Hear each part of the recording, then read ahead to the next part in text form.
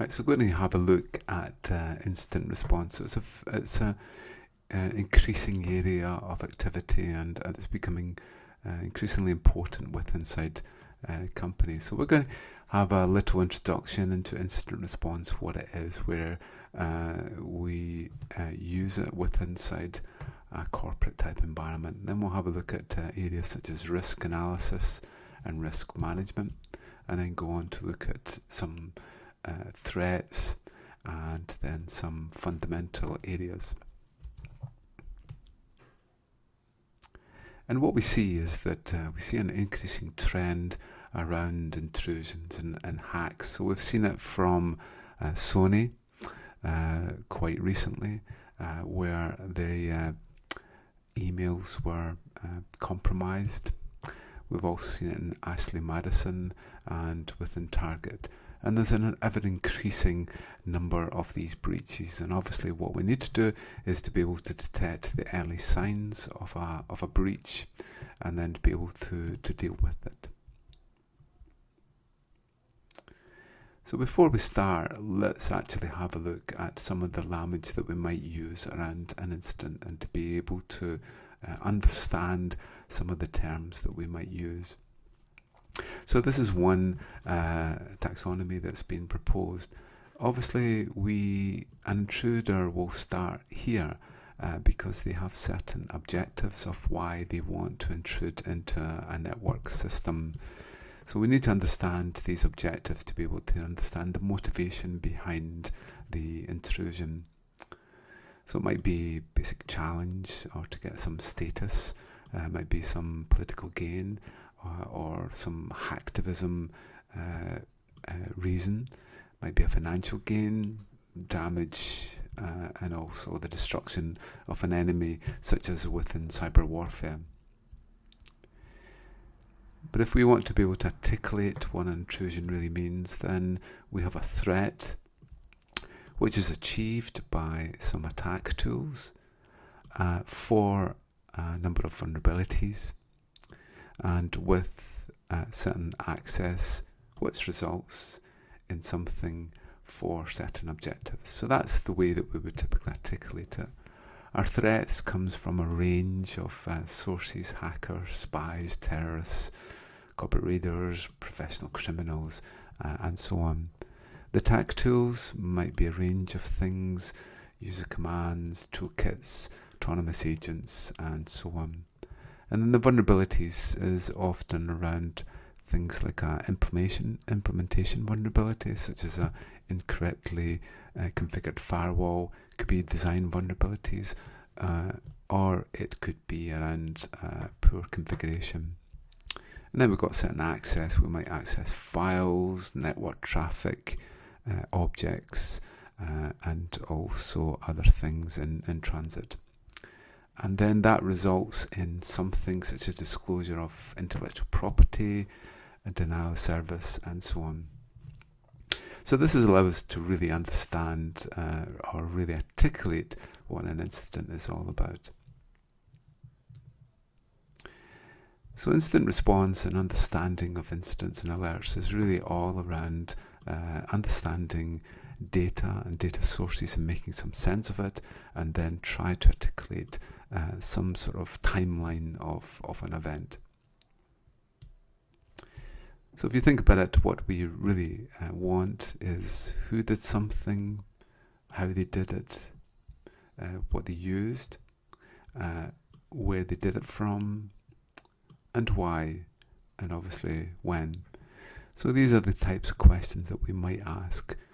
So an intrusion might have happened much earlier, before an incident is reported. And what we must do is to be able to trace what happened before, and also, of course, what happened after we've actually detected the incident. So these could be timelines of seconds, or it could be days, months, or even years that we trace back. So the three states that we look to be able to detect an intrusion is within data at rest, data in motion, and data in use. So the data in motion is the network traffic that flows across the network. The data in use is the data that's held within inside processes, the memory, the processor, and so on. And then data at rest is obviously the data that is stored on our disk systems. But we have a complex infrastructure of our networks. We have typically firewalls and routers and intrusion detection systems to be able to detect the intrusions. And then we have a whole range of servers which might exist in a demilitarized zone. Then we might also have things like domain name servers and databases and so on. Each of these holds some sort of fragments of information that can be used to build up a timeline of an incident.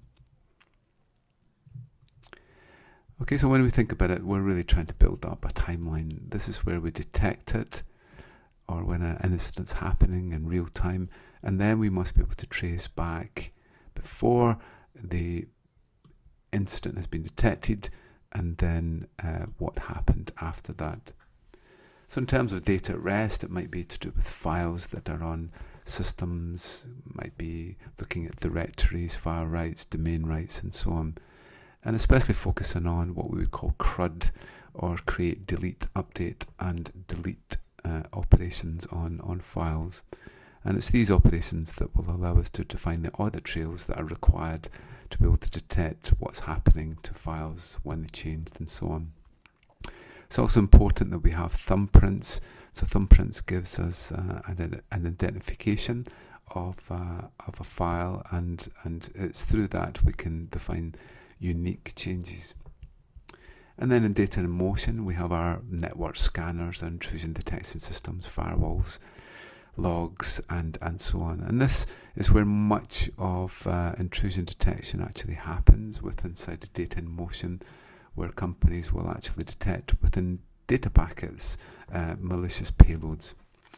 So this might look at network packet logs, web logs, security logs, and so on. And then we have data in process. That's the processes that we run, the threads, any memory that we have, and so on. So again, we've got security logs, application logs, registry changes, domain rights, and so on, all to do with the running programs and the running system at any given time. With these three elements of data, we can build up a strong picture of the timeline.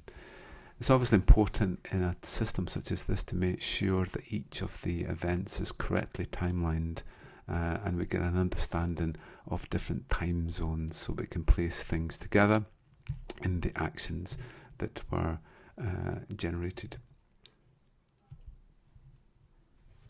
So a lot of what we're going to look at within inside this module is around the analysis of big data, around creating large amounts of alerts and data and trend information, and to be able to piece them all together to make some sense of an incident. So as part of our big data analysis, we typically define what's called the 4 V's. So the V for volume is really the amount of data that we have to process and analyze. So there can be trillions of alerts that actually happen within even such a timeline of a day and so on. So what we must be able to do is to be able to process the volume, or at least collapse the data down so that we filter out the least important alerts, and to make sure that the most important ones are there for a security analyst to make some sense of.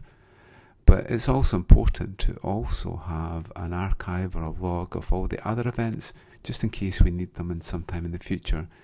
Because a small scale intrusion could have happened early on and not detected in the main system, and we must be able to trace back to find that original source so that we can actually find out what actually happened on the system. Then we have variety. It's coming in. Data comes in from many sources that we would see within our networked infrastructure. We obviously have computer data. We increasingly have voice data, video data. All of this data is really aggregated in, and we must make some sense and to be able to cross-mine across all these different data sources. We've also got news feeds coming in and so on. So increasingly, companies need to analyze all these different types of data. Then we get the velocity of the data. That's the speed at which it's generated. So some alerts are generated fairly slow. Other ones will come through fairly fast, and we must be able to process the speed at which the data is actually generated. And then, probably just as important as the other ones, we have veracity, and that's whether we can really trust the data. Is the data coming from a trustworthy source, such as one of our firewalls, or is it coming from an external source that we really can't trust because it might be spoofed? So those are the really core of what we're going to look at in terms of looking at SIEM and data aggregation and making sense of our logs. So what are some of the things that we might look to be able to monitor and to make some sort of sense?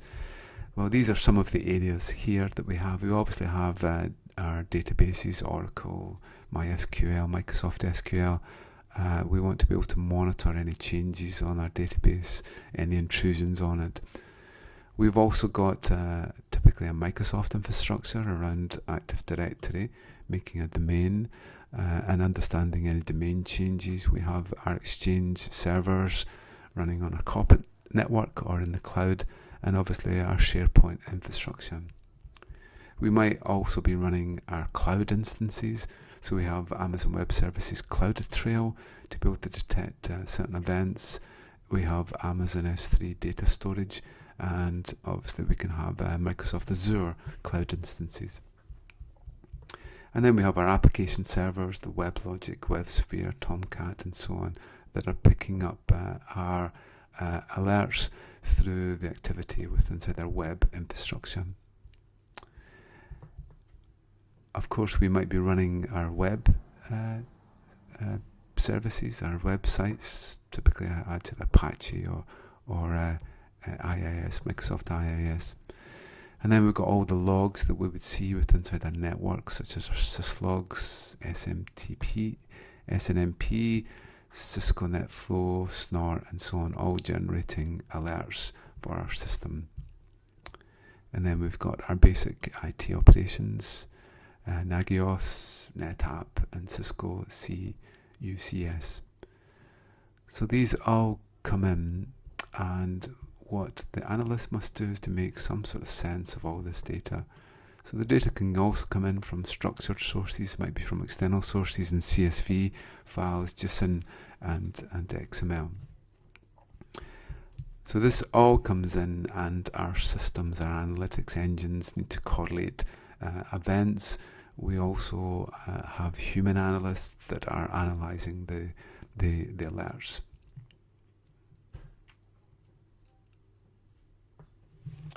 So the data sources will come from many different areas when we're looking at, say, an investigation. So we can have our internal sources, logs from firewalls, from server logs, and intrusion detection systems. But we also have information, data coming in from trusted partner sites. Might be to do with their logs, their domain systems, and so on. But increasingly, we also are getting data in from cloud service providers, or as part of an analysis. We might be looking at Gmail, Twitter, Facebook, and so on. And then there is data around the communication service providers, such as location information that we might gather from telecoms providers and call records, and also increasingly from broadband and internet access. So these might be some of the investigative sources that we might bring data together from all these places to be able to build up a timeline of an intrusion. Okay, so the focus is really on creating a timeline of activity, and then to be able to find out the data sources that are really required. So we could say that we could follow Eve here. Eve switches the device on and makes a call. So there'll be some sort of record inside the communication service provider. Then she might connect to Wi-Fi. Again, there'll be some sort of trace inside the communication provider. Then a tweet. Again, there might be a Twitter source for that. Then a Facebook post, a Gmail, email send.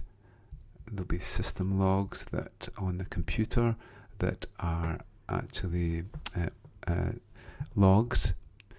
Each time she connects to a web page, it will be stored inside the internet cache, and there will also be a log of the access on the web page that she accessed, but also inside the internet service provider. So really the focus for an investigator would be to bring together all these sources of data, pin together, and then try to take the identities which are defined in each of the data sources and to cross-correlate them to a single identity which will pinpoint the individual or individuals involved.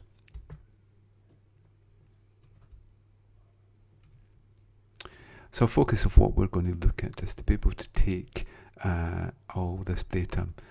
So often what would happen in a security operations center is that we might be running a SIEM package such as Splunk, HP ArcSight and so on, and then that will be gathering all the data from from many of the devices on the network. We might also be getting in news feeds and so on, and security alerts from blogs and from places like the CERT website. So if we see a new security alert, we might see inside our logs the traces of that happening. Okay, so let's look at some patterns of an intrusion to try and understand the different models. So that it's extremely difficult to actually properly define what the pattern of an intrusion looks like, as every one of them will be different in some sort of way. But we'll look at a generalization of what that pattern might look like. So one model is this. It's a 5-stage model. What we'll see is some outside reconnaissance. It's very difficult for us to do anything about this. This is really looking at an intruder, looking at DNS records and IP information and so on. Then there might be some inside reconnaissance that we would get, such as looking around at subnetwork layout where the network devices are, and some sort of scanning across the network. After that, there might be some exploit that happens, such as looking for certain weaknesses, cracking a password and so on. And this allows an intruder to be able to get a foothold onto the system. Typically this might be a low-level access, and then there is an escalation up through the layers of security inside the network. And then after this, with the foothold, the intruder might move through the layers of rights and then gain some sort of profit from the network. So if possible, in a corporate type network, we need to have intrusion detection systems set up to be able to detect the early signs of an intrusion and to hopefully stop it. It's especially important with insider threats, where someone might be in a network so that the network firewall has little effect on an insider. So we typically go from yellow through amber onto red. Each of the stages is getting more serious in its scope.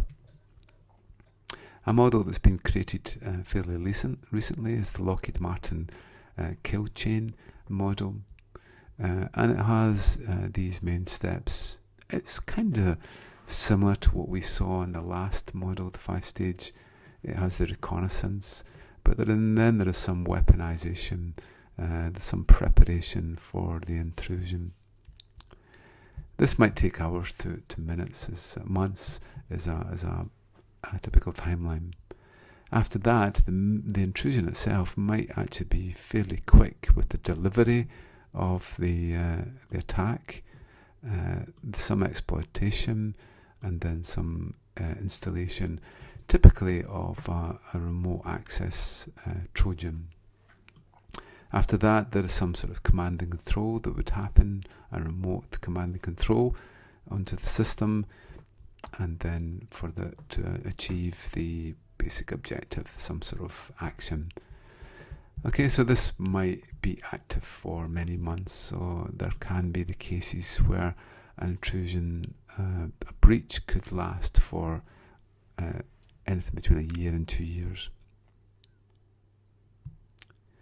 So then an important aspect to understand in security is really some sort of risk model. What are the risks involved? What are the costs to mitigate against the risks? And can we actually cope with any risk? So one model we might use is to be able to look at the probability of an event, the likelihood, and also the cost of the event. So if something costs a lot to implement, and it has a low likelihood, then the company may not be willing to take the hit on it, as it's unlikely to happen. So something in this region is unlikely to be funded.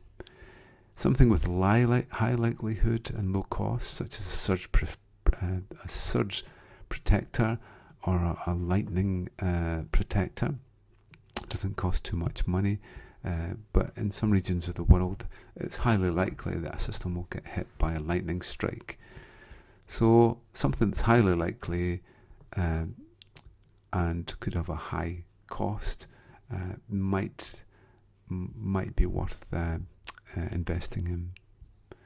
Something with a low likelihood and a low cost, again, there might be a decision about whether it was worth investing in it or not.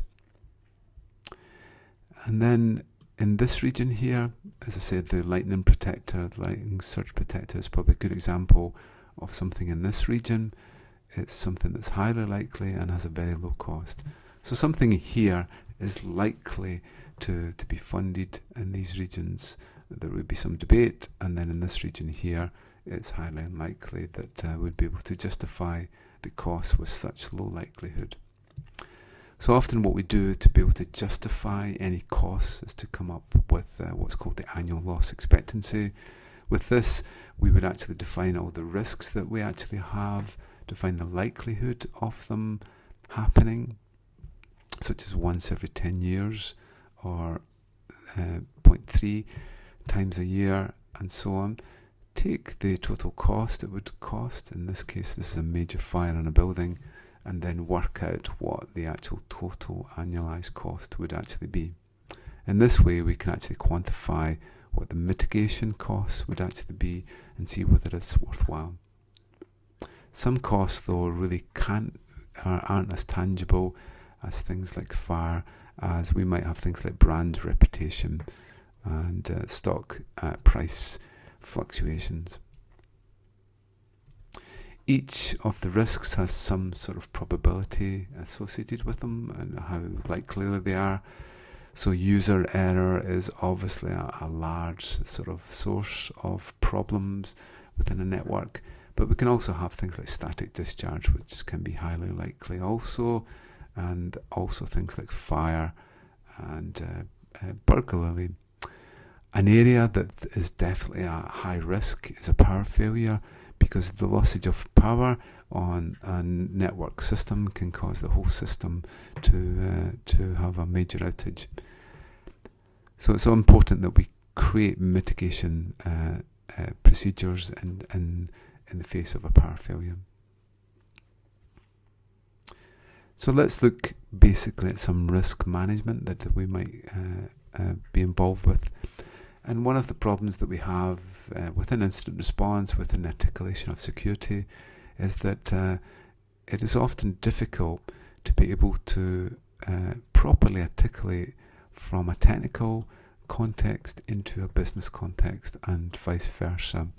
So it's important that technical staff are well versed so that they can actually articulate anything that they see with inside logs and with inside the incident to a business context. And for executives to understand the scope of any intrusions that happen inside the organisation. So this is one way that we can articulate between business and technical. A threat may exploit a vulnerability which opens up for a risk which contains an unwanted incident of a certain likelihood. And this allows us to be able to define a standard language to be able to articulate our incident.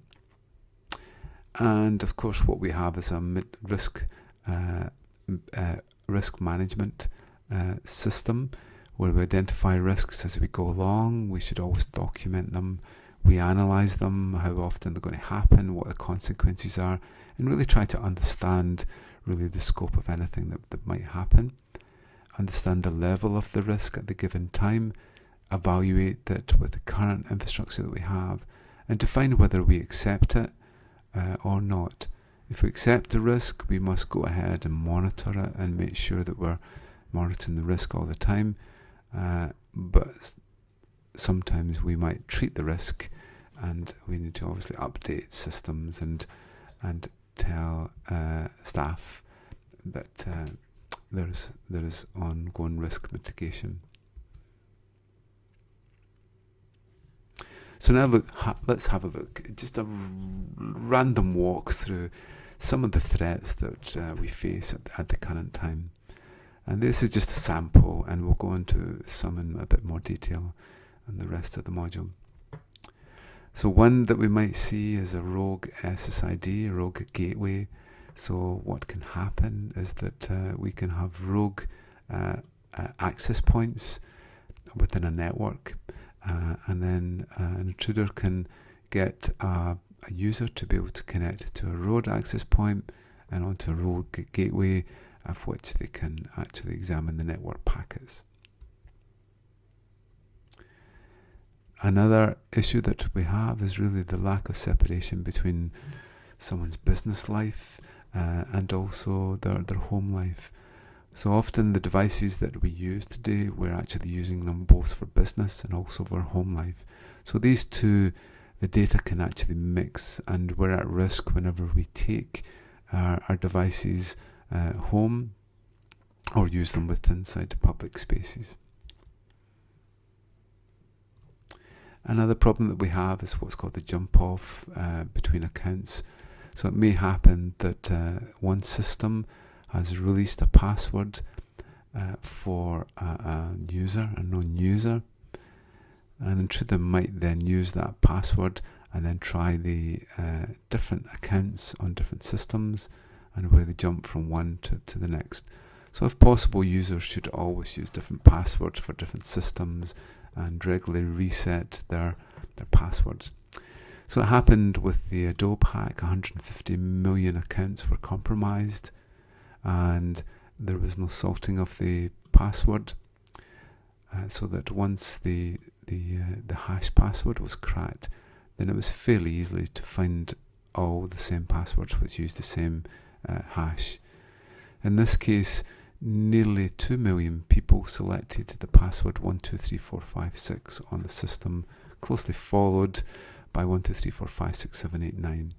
So sometimes users set up really simple passwords which can be cracked. So if possible, what we need to set up is multi-factor authentication for our users to make sure that any password resets and so on are done through some sort of multi-factor out-of-band communication system. We might also see device poisoning. In this case, Eve poisons the network so that she broadcasts her MAC address for the gateway on the network, and then can poison the root so that devices use her gateway to get out of the network, and obviously she can listen to the traffic. She might also send in DHCP requests into the network so that when devices are looking for an IP address, they will be told the gateway is now Eve's gateway.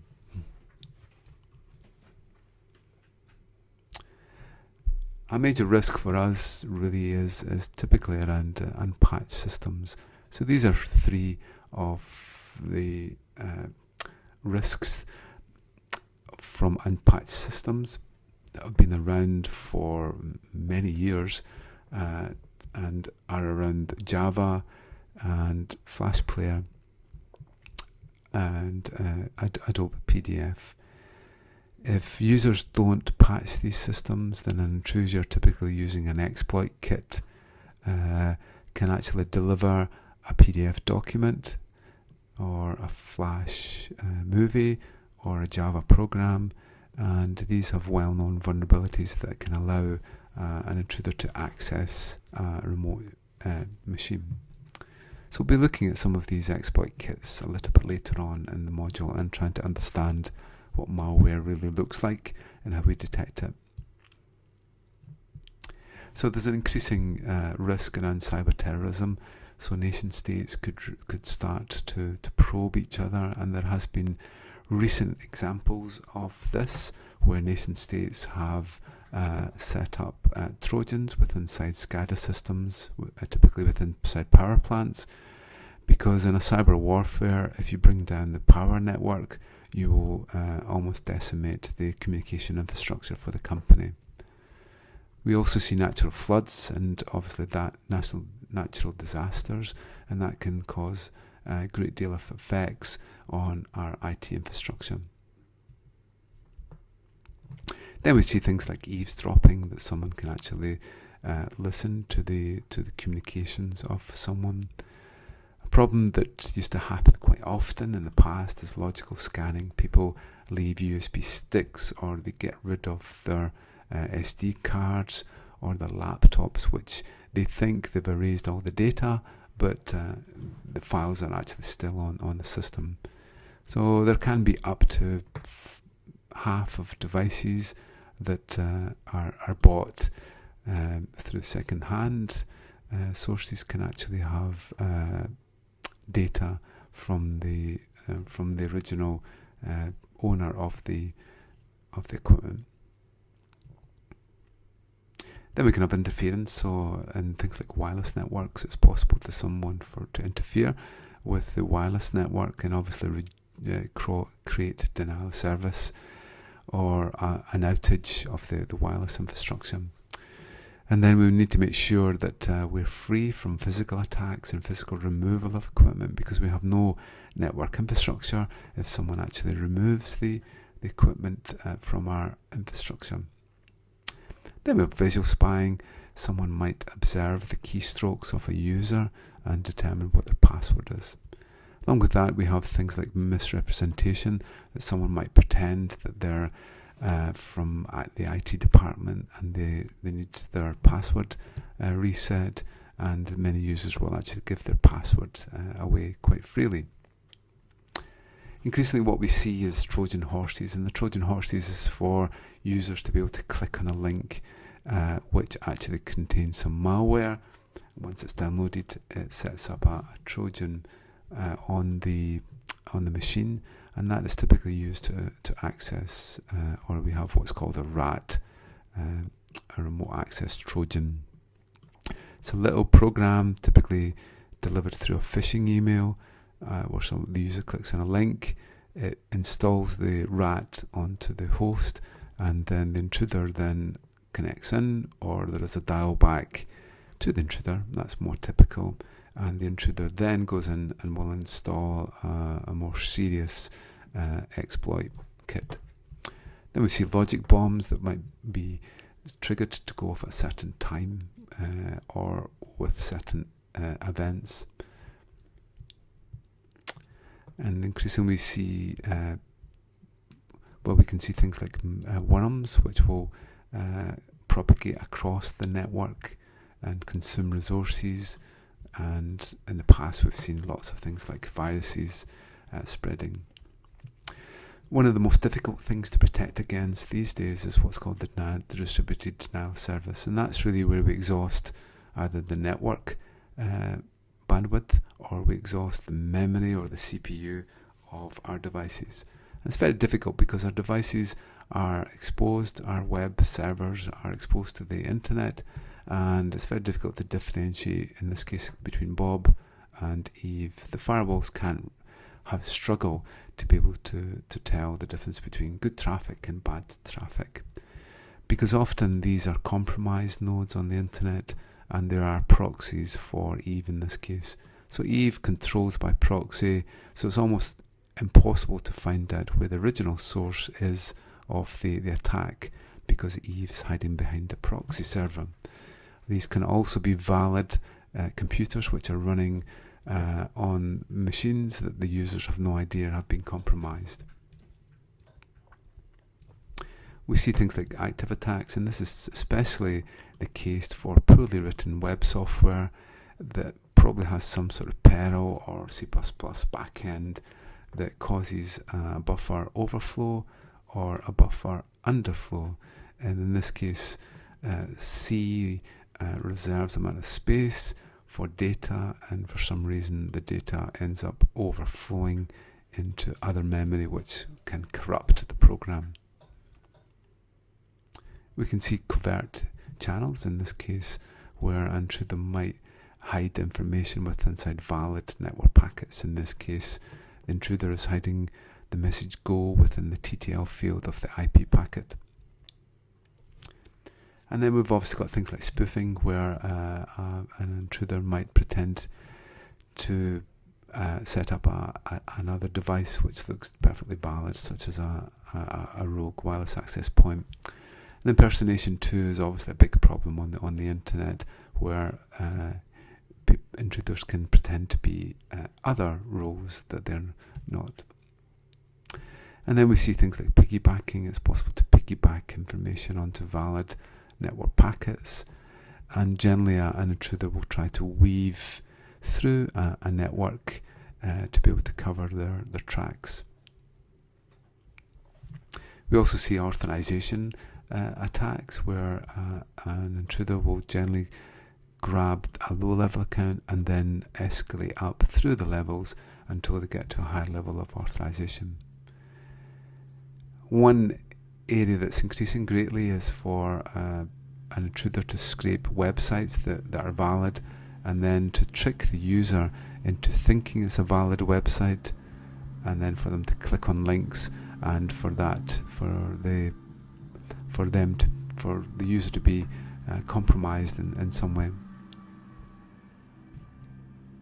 Look at a few fundamental areas that are important when we start to analyze information.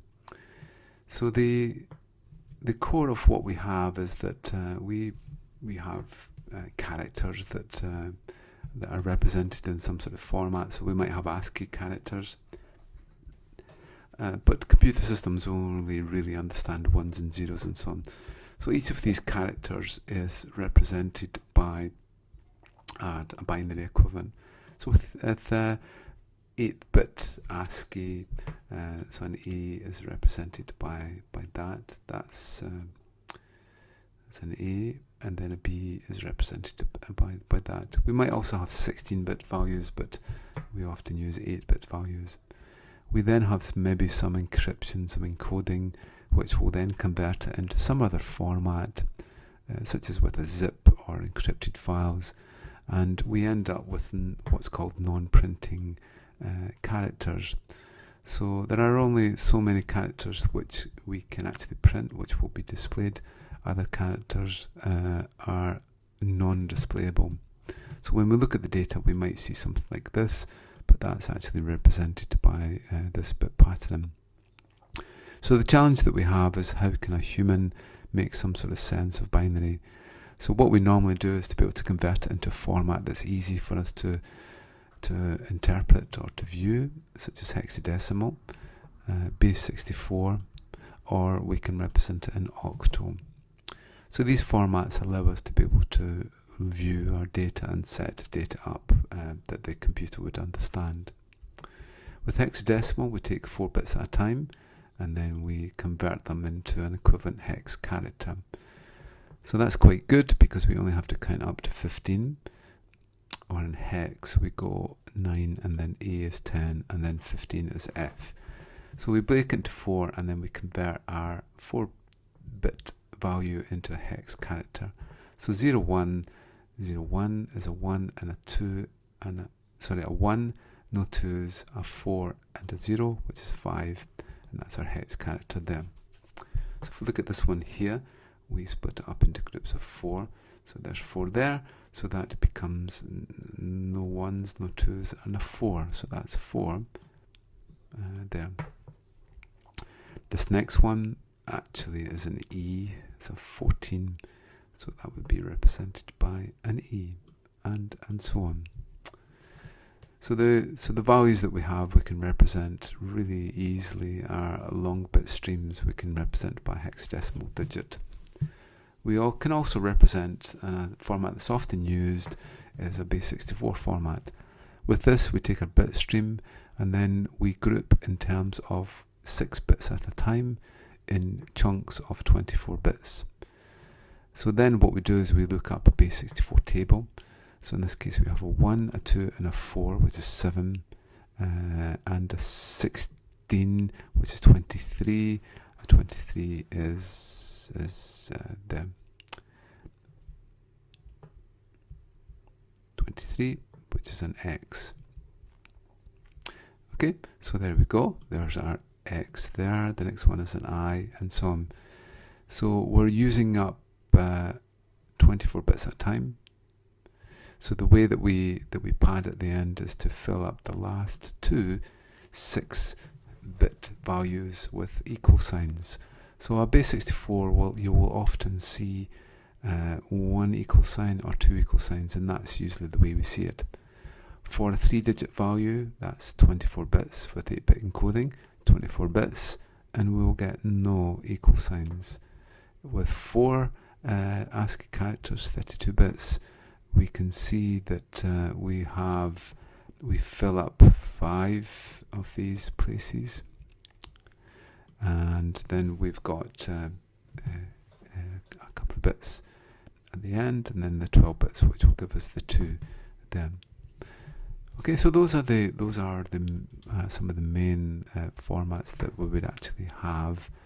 So have a look on the site to be able to look at. So there's a word Fred. There's the representation of Fred in hex. That's in base64, and then there's it in binary. So if we wanted, we could input values in hex. There we go, and we'll convert them. So you can see there's some. If we went for something like 24, 20 and say 15, and those are non-printing hex characters. You can see that the characters here look a bit strange, but in base64 we actually convert it into something there, and there's a binary. So remember what we saw, cat should give us our base64 there. Okay, with no equals. There's our double equals appearing, and there's our single equals. Okay, so every single time we add, so there we go, that doesn't have 1, then we'll get our double 1 again, and then we'll get our single 1 again, and we get that. Okay, so try to understand how you convert between the different formats, because it's important when we're searching for things. Sometimes we're searching in binary or hex or ASCII or base64, and we're really just looking for that little starting point for an investigation to be able to find that gold mine of our data point, to be able to find the starting point for an investigation.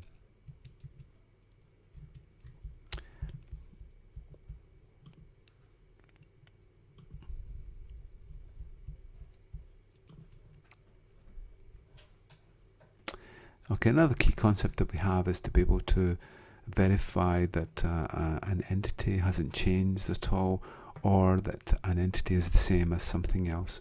So often what we do is we look for thumbprints or hash signatures. So two common ones are MD5, which is 128 bits or 32 of those hex characters, or SHA-1, which is 160 bits or 40 hex characters. These two really aren't recommended, especially this one, which can cause what's called a hash collision. So these days, longer signatures are actually used, 256 bits, 384, or 512 bits, which should be almost impossible to create the same thumbprint for different data. That's what's called a hash collision. Okay, so we might take some text, some data, or a file or anything. We can create our basic thumbprint actually for it. So in this case, hello dot text just says capital HELLO, has that thumbprint there. Okay, so we can find our hash signatures from our data. We just find a hash there. So we've got a sketch set.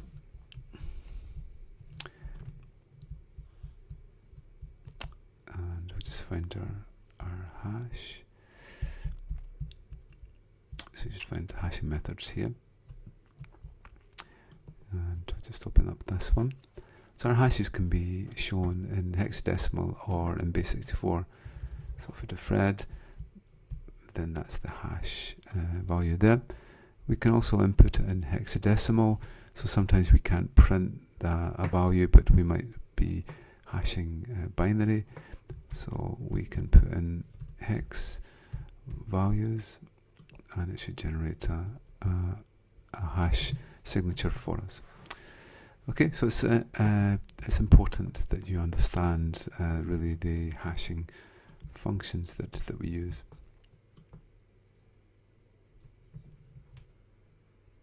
And then finally, extremely important areas is to do with regular expressions. So with regular expressions, we can actually search for things using a regular expression match. So with this, what we have is that we have a certain format which will define a range of characters. So in this case, we could define the characters are 0 to 9, and we want 4 of them. So in this case, this will match, say, a year of birth. We can have something like /D, which will identify a number, and then we have 3 characters, followed by a slash or a dot. So the square brackets identifies the range of characters that we might use, and then followed by a 3-digit value, and so on. And that identifies a US telephone number here. In this case, we can have an email address. So these are the range of characters that may be used, and then an addition of an @ symbol, and then these characters after it. So in this case, we can identify an email address. So if we have a look at an example here. So let's look at this example. So we have some text here, and let's copy and paste that, and we'll just go to the site, and we'll just paste it in. It's not pasted in too well, but you should find on the website that the text should be there for you to paste, and it'll probably come in better than it is from the PDF. But with a regular expression, we can actually easily search for things inside our files. So let's look at a simple example here.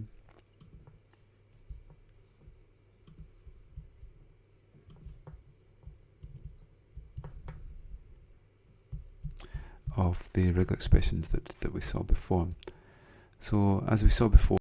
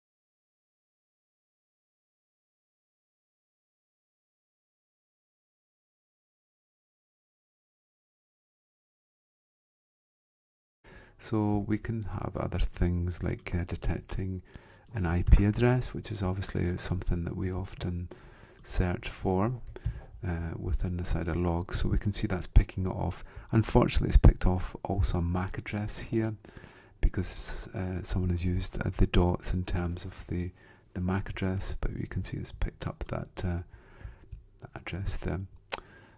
So for a telephone number, we're looking for 3 digits and 4 digits in this case. Let's see if that exists within CIDR data. And it's just not pasted in that well, so just try here.